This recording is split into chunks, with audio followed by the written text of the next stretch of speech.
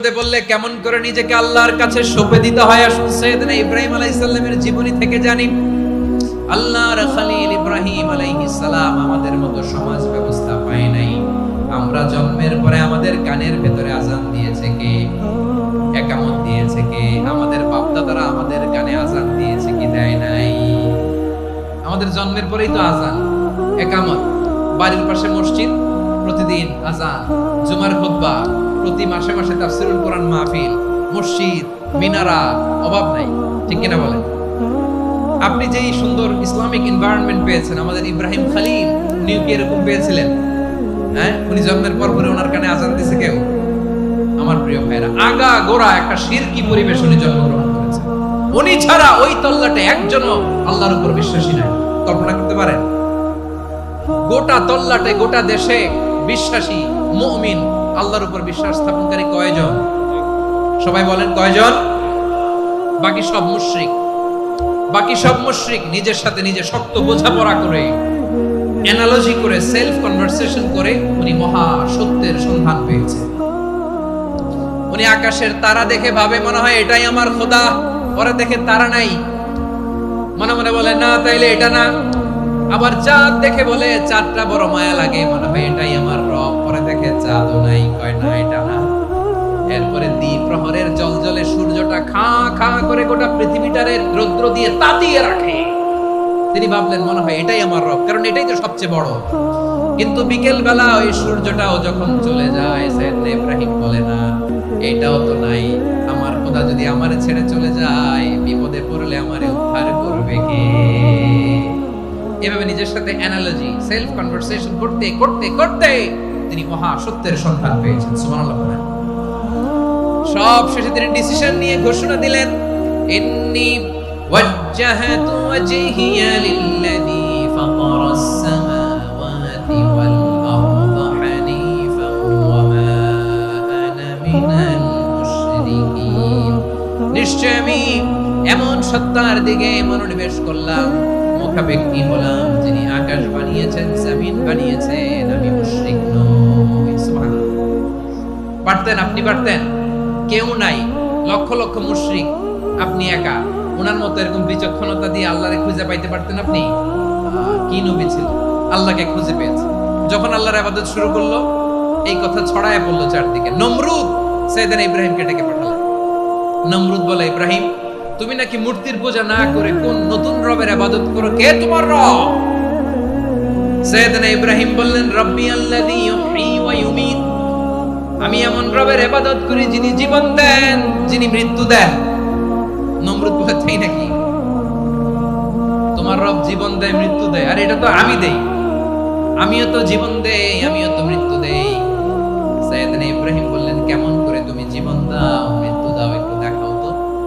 নমরুদ জেলখানা থেকে দুজন কয়েদিকে ডেকে আনলো। কয়েদি এনে অর্ডার করলো, একটাকে এখনই শিরোচ্ছেদ, হেড অফ, ডেথ পেনাল্টি, মৃত্যুদণ্ড দেয়া হলো, ফিনকি দিয়ে রক্ত বের।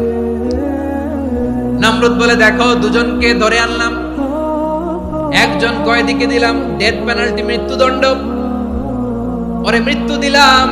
আরেকজন যে দাঁড়িয়ে আছে, চাইলে ওরেও আমি মৃত্যুদণ্ড দিতে পারি, কিন্তু না, ওরে আমি দিব না, ওরে আমি বাঁচায় দিলাম, ছেড়ে দিলাম, মানে জীবন দিলাম। দেখো ইব্রাহিম, তোমার চোখের সামনে একজনকে মৃত্যু দিলাম, আরেকজনকে জীবন দিলাম। আপাত দৃষ্টিতে তাই তো, একজনের তো জীবন দিল, আরেকজনরে মৃত্যু দিল। সাইয়েদনা ইব্রাহিম এবার বিপাকে পড়ে গেলেন। কিন্তু এক একজন নবীকে আল্লাহ এমন উইজডম, বিচক্ষণতা দিয়ে এই জমিনে পাঠিয়েছেন। মুহূর্তের মধ্যে আল্লাহর খলিল ইব্রাহিম বললেন, ইন্নাল্লাহা ইয়াতি বিশ-শামসি মিনাল মাশরিকি ফাতি বিহা মিনাল মাগরিবি ফাবুহিতাল্লাযী কাফার। আল্লাহর খলিল ইব্রাহিম বললেন, নমরুদ বুঝলাম তুমি জীবন দাও, মৃত্যু দাও, দেখলাম, কিন্তু আমার রব, আমার আল্লাহ প্রতিদিন সকালবেলা উষা লগ্নে ওই পূর্ব দিগন্ত থেকে সূর্যটাকে উদিত করেন, সাঁঝের বেলা, বিকেল বেলা, সন্ধ্যা বেলা ওই দ্বিপ্রহরের জল জলে সূর্যটাকে পশ্চিম দিগন্তে ডুবিয়ে দেন। মানে সকালবেলা পূর্ব দিক থেকে উদিত করা সূর্যটাকে পশ্চিম দিকে বিকেলে তিনি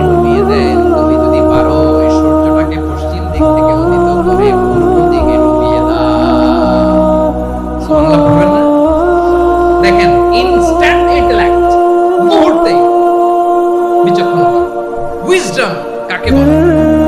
নমরুদ পারবে? নমরুদের বাপ পারবে?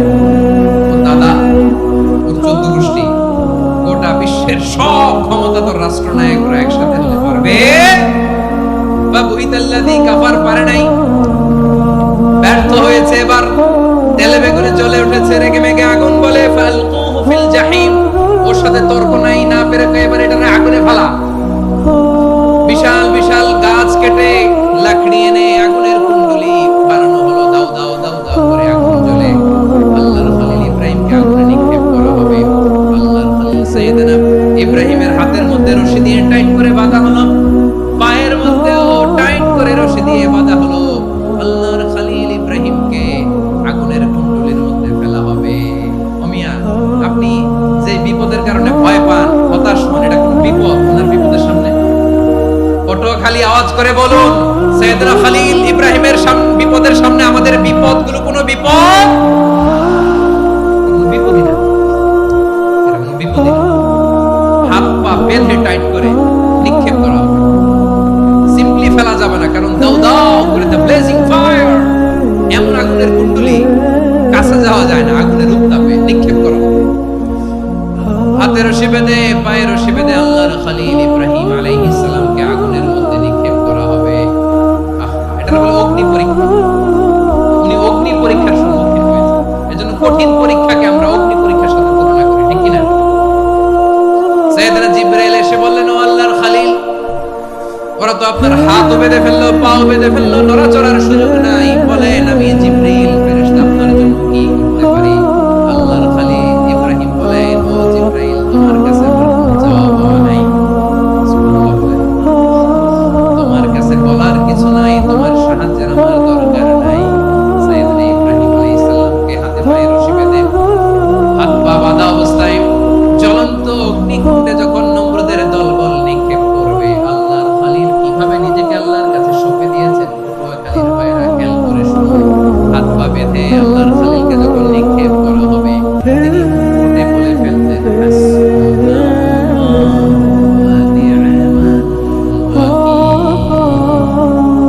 হাসবুনাল্লাহু ওয়া নি'মাল ওয়াকিল, আমার জন্য আল্লাহই যথেষ্ট, আমার জন্য আল্লাহই যথেষ্ট, তিনি আমার সবচেয়ে বড় গার্ডিয়ান, তিনি আমার সবচেয়ে বড় অভিভাবক। জিবরাইলের সাহায্যে রফারকে ফিরিয়ে দিলেন, দুনিয়ার বুকে কারো কাছে কিছু বলেন নাই, মুখে বলেছেন হাসবুনাল্লাহ। ও আমার পটুয়াখালীর প্রাণের ভাইয়েরা, খেয়াল রাখবেন, কোন বান্দা তার হাতে থাকা সব চেষ্টাটুকু করার পরে মুখ ফসকে মুখ দিয়ে যখন বলে ফেলে হাসবুনাল্লাহ, বান্দা যখন হাসবুনাল্লাহ বলে ফেলে, ওই ব্যাপারটা ডিল করার দায়িত্ব স্বয়ং আল্লাহ আরশের থেকে নিয়ে নেয়। আপনি যখন বলে ফেলবেন হাসবুনাল্লাহ, এটা ডিলিং করবে কে তখন? চিল্লায় বলেন না, তিনি কে? বান্দা তার সাধ্যের সবটুকু চেষ্টার পরে নতজানু হয়ে যখন বলবে হাসবুনাল্লাহ, আল্লাহ তুমি আমার জন্য যথেষ্ট, নি'মাল ওয়াকিল, তুমি আমার শ্রেষ্ঠ অভিভাবক, তখন তার কি দরকার না দরকার এটা ডিল করে স্বয়ং আল্লাহ। নিক্ষেপ করা হলো সাইয়েদনা ইব্রাহিমকে অগ্নিকুণ্ডলিতে। হাজার হাজার মানুষ এই দৃশ্য দেখার জন্য জড়ো হয়েছে এরকম বিশাল ময়দানে।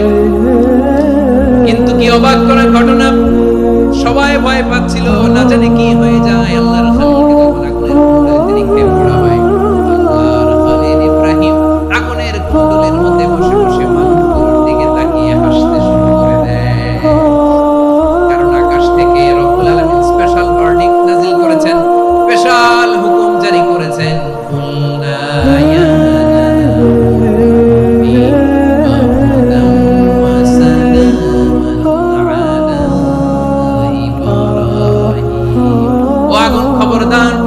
সৃষ্টির শুরু থেকে তোকে একটা ধর্ম আমি বাতলে দিয়েছিলাম, তোর ধর্ম আগুনের ধর্ম হলো যা পাবে জ্বালিয়ে সারখার করবে।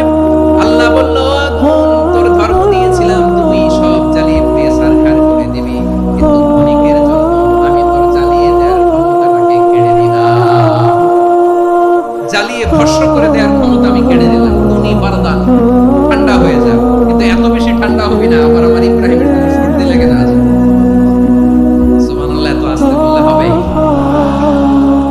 বারদান, বারদ মানে বরফ, ঠান্ডা, ঠান্ডা হ, হ, কিন্তু এত ঠান্ডা হবি না যাতে আমার ইব্রাহিমের কষ্ট হয়। আগুন বলে, আল্লাহ একবার বললাম ঠান্ডা হ, এত ঠান্ডা হবি না যাতে খালিলের সর্দি না লাগে। কেমন ঠান্ডা